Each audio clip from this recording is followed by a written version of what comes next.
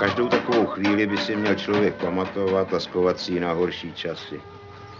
A potom takovej bouřejváček na zimu.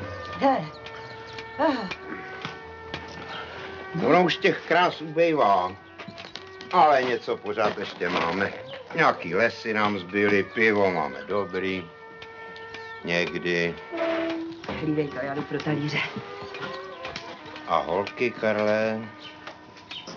Holky máme nejkrásnější na světě. Kam se hrabou Španělky nebo Taliánky, většinou mají kozí nohy.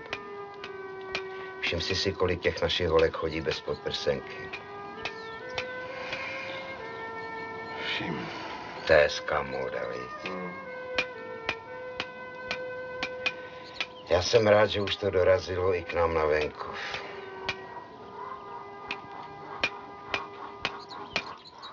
Ten náhrobní umělec mě štve. Fando!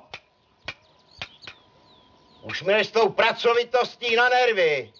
Mám toho moc, pane doktore. Hodně nebožtíků, málo kameníků. Pojď to spláchnout, fanouši.